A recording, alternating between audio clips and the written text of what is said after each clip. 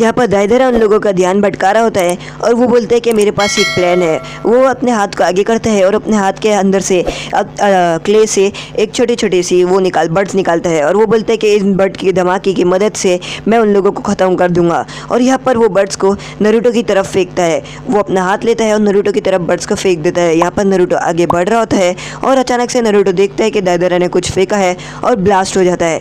Naruto यहाँ पर बच जाता है और काकाशी सेंसेई जोर से चिल्लाता है नारुतो। और यहाँ पर नारुतो पेड़ के ऊपर से चढ़ता है और वो बोलते हैं कि मैं बिल्कुल ठीक हूँ। काकाशी सेंसेई बोलते हैं कि हमें टीम वर्क करना होगा नारुतो, तुम ऐसा नहीं कर सकते हो, ये सभी उसका प्लान है। और तभी यहाँ पर जो दाइदरा रहता है वो काकाशी सेंसेई के ऊपर भी अपने क्ले से बॉम्ब फेंकता है, पर काकाशी सेंसेई उससे बच जाते हैं और वो दूर से निकलते हैं। दाइदरा ये देखता है और वो बोलता है कि ये कॉपी निंजा, मुझे इसको ठिकाने लगाना होगा अगर मुझे नारुतो को पकड़ना है। तो वो अपने बैग के अंदर हाथ डालता है और वो बोलते हैं कि मुझे सबसे पहले काकाशी को भटकाना होगा। और वो बोलते काकाशी को मैंने हटाना होगा क्योंकि मुझे नारुतो का ही काम है। और यहाँ पर वो अपने हाथ में जेब में हाथ डालता है और वो अपने बम बनाना शुरू कर देता है। नारुतो दाइदरा के पीछे जा रहा होता है और काकाशी सेंसेई उसको बोलते कि हे नारुतो, तुम रुक जाओ, तुम ऐसे नहीं जा सकते हो, हमें कुछ तो प्लान बनाना होगा, तुम मेरी बात तो सुनो। और यहाँ पर नारुतो आगे बढ़ते रहता है। काकाशी सेंसेई भी आगे बढ़ना शुरू कर देते हैं। यहाँ पर गाय सेंसेई अपने आप से लड़ रहे होते हैं और वो ये मैच बहुत ही ज़्यादा डिफ़िकल्ट हो रही होती है क्योंकि उन लोगों को अपने आप से लड़ना होता है। गाय सेंसेई बोलते हैं कि मैं अपने आप से यही तो एक्सपेक्ट कर रहा था कि अगर मैं एक मैच से लड़ता तो कैसा लड़ता। वो बोलते हैं कि तुम बहुत ज़्यादा अच्छा लड़ते हो। और यहाँ पर वो अपने क्लोन की तारीफ़ कर रहे होते हैं। नेजी भी अपने क्लोन से लड़ रहा होता है और नेजी को भी बहुत ज़्यादा हार्ड लगता है क्योंकि वो जो क्लोन रहते हैं वो बहुत ही ज़्यादा अच्छे से अटैक करते हैं और डिफेंस करने भी आता है। यहाँ पर रॉकली भी अपने क्लोन से लड़ रहा होता है और यहाँ पर वो एक एक्सप्लोजन करता है। रॉकली उससे बच जाता है। टेंटेन अपने क्लोन से लड़ रही होती है और यहाँ पर वो टेंटेन अपने क्लोन के ऊपर कुनाई फेंकती है पर उसकी क्लोन सभी अटैक से बच जाती है।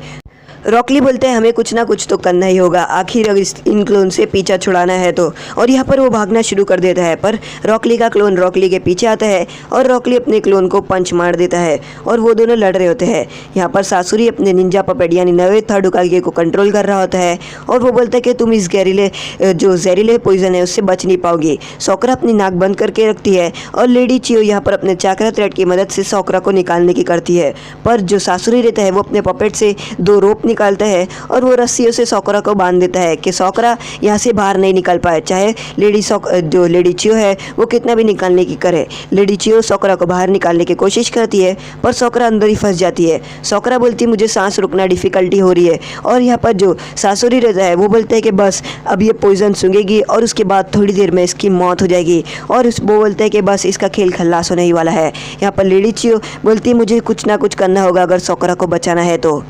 सासुरी लेडी चियो को बोलता है कि चाहे तुम कितना भी करो सोकरा को मेरे पॉइजन से बचा नहीं पाओगी क्योंकि मेरे पास बहुत सारे पॉइजन गैस के और भी टैंक है इस पपेट के अंदर। यहाँ पर सोकरा सोच रही होती है नारुतो के बारे में कि नारुतो को उसने पहले वादा करी थी कि अगली बार से कोई भी खतरा आएगा तो वो खुद ही खतरे को संभाल लेगी और वो नारुतो को कभी उसमें इंटरफेयर करने नहीं देगी। और यहाँ पर वो सोचती है कि मेरे दोस्त है और मुझे उनसे मिलना है। और वो बोलती है कि सासुके तो उसको बचाना है। और यहाँ पर वो बोलती है मैं ऐसे नहीं कर सकती हूँ, मुझे यहाँ से निकलना होगा। उसके बाद वो अपने बैग में हाथ डालती है और बैग के अंदर से एक पेपर बम निकालती है और अचानक से वो पेपर बम को ब्लास्ट कर देती है। यहाँ पर जो सासुरी रहता है वो देखता है कि ये क्या, और उतने में जो सोकरा रहती है उसकी रस्सियाँ खुलना शुरू हो जाती है और जो सोकरा रहती है वो पॉइजन गैस से बाहर आती है और लेडी चियो सोकरा को पकड़ लेती है। बोलती है कि सोकरा तुम ठीक तो हो ना। तो सासुरी देखता है और वो बोलता है ये क्या, ये तो एक पागल लड़की है, इसने अपने आप को बचाने के लिए पेपर बम का इस्तेमाल किया। और यहाँ पर लेडी चियो देखती है और वो बोलती है कि सोकरा ने अपने आप को बचाने के लिए पेपर बम का इस्तेमाल किया और उसने ये भी ज़रा भी नहीं सोचा अगर पेपर बम ज़्यादा ज़ोर से फटता है तो सोकरा खुद भी मर जाती। और यहाँ पर सोकरा उठती है और खांसने लग जाती है।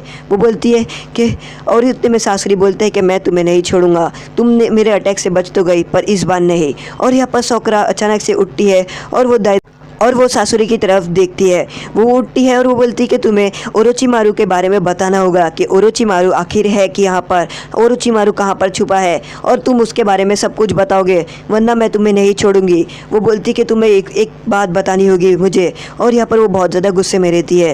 यहाँ पर दाइदरा उन लोगों को लेके जा रहा होता है आगे की तरफ और वो बस इतना ही चाहता है कि काकाशी सेंसेई नारुतो से अलग हो जाए। यहाँ पर काकाशी सेंसेई बोलते कि मैं नारुतो से अलग नहीं होऊंगा चाहे कुछ भी हो जाए।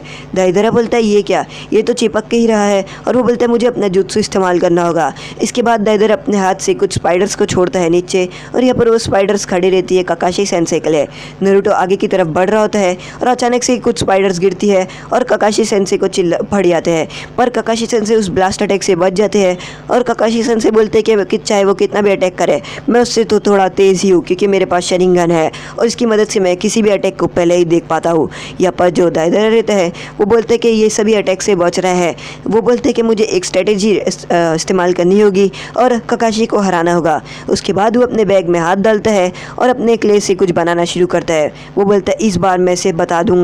सासुरी सोकरा के ऊपर कुनाइफ से हमला करने वाला रहता है और सोकरा अपनी आंखें बंद कर देती है। यहाँ पर जो लेडी चियो है वो सोकरा को अपने 2 पपेट की मदद से बचा लेती है जो अपने चाकरा की मदद से वो कंट्रोल कर रही होती है। और यहाँ पर वो यही स्क्रोल थे जो लेडी चियो वो ले रही थी और उसके भाई ने बोला था कि तुम ये क्या कर रही हो। यहाँ पर लेडी चियो बोलती है कि सासुरी ये तुम याद आया ये कौन से पपेट है, ये तुम्हारे सबसे पहले पपेट है जो तुमने खुद ने बनाया था। और यहाँ पर सासुरी देखता है और वो बोलता है कि हाँ ये तो मेरे ही सबसे पहले पपेट है जो मैंने अपनी ज़िंदगी में सबसे पहले बनाया था। और वो बोलते हैं कि तुम्हें इसका इस्तेमाल करके कोई फ़ायदा नहीं क्योंकि मुझे पता है कि इसके अंदर वेपन्स कहाँ पर है। तो लेडी चियो बोलती है कि मुझे पता है कि मैंने इसके अंदर अलग अलग वेपन्स और भी छुपाई हूँ। तो सासुरी बोलता है चाहे कुछ भी हो जाए मैं तुम्हें हरा के रहूँगा। और यहाँ पर हमें 5 का सीन बताते हैं जहाँ पर सासुरी सो रहा होता है अपने पपेट्स के साथ और यहाँ पर उसके सासुरी की फ़ोटो रहती है अपने मॉम डैड के साथ। यहाँ पर लेडी चियो बोलती है कि तुम कैसे कर सकते हो, ये देखो ये तुम्हारे पहले पपेट्स है। और वो बोलती है कि तुम आखिर अकात्सुकी क्यों ज्वाइन किए सासुरी, आखिर तुम इतने अच्छे थे। और हमें यहाँ पर 5 का सीन बताता है जहाँ पर सासुरी अपनी उंगलियों की मदद से अपने मॉम डैड के पपेट को कंट्रोल कर रहा होता है और वो अपने पास लेके आता है अपने मॉम डैड के पपेट को और यहाँ पर वो अपने चाकरा की मदद से करता है। तो यहाँ पर जो लेडी चियो रहती है वो अचानक से दोनों हाथ को ज्वाइन करती है अपने मॉम डैड के पपेट को और अचानक से एक तार निकालती है और वो अपने चाकरा की मदद से कंट्रोल करते हुए पपेट को बेचती है। और यहाँ पर जो लेडी चियो जो सासुरी के पहले पपेट रहते हैं उसकी मदद से सासुरी के जितने भी एक्स्ट्रा हाथ रहते हैं जो सासुरी ने अटैक करने के लिए बनाया था वो सभी हाथ को काट देती है।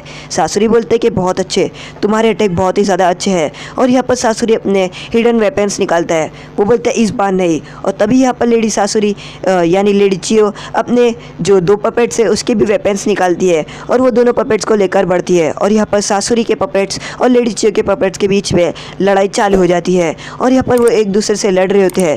तभी यहाँ पर जो सासुरी रहता है वो अपनी स्पीड को बहुत ही ज़्यादा बढ़ा देता है लेडी चियो को हराने के लिए और यहाँ पर वो इतनी तेज़ी से पपेट को कंट्रोल कर रहा होता है। और तभी यहाँ पर लेडी चियो भी अपनी स्पीड को बढ़ा देती है और यहाँ पर वो दोनों एक दूसरे से लड़ रहते हैं। सोकरा ये देखती है और वो बोलती है कि ये क्या इतनी ज़्यादा स्पीड। और यहाँ पर जो उन लोगों के वेपन्स रहते हैं वो बिल्कुल टूट जाते हैं। और यहाँ पर जो सासुरी रहते हैं वो बोलते हैं तुमने बहुत ही ज़्यादा अच्छा किया लेडी चियो। और वो बोलते हैं कि ये बहुत ही ज़्यादा ख़राब हो चुका है। वो बोलते हैं कि यहाँ पर बहुत ज़्यादा पसारे हो गए हैं क्योंकि यहाँ पर बहुत ज़्यादा अटैक्स यानी जो कुनाइफ और बाकी सब है वो सभी टूट गए हैं। और वो बोलते हैं कि मुझे अपने नए अटैक का इस्तेमाल करना होगा।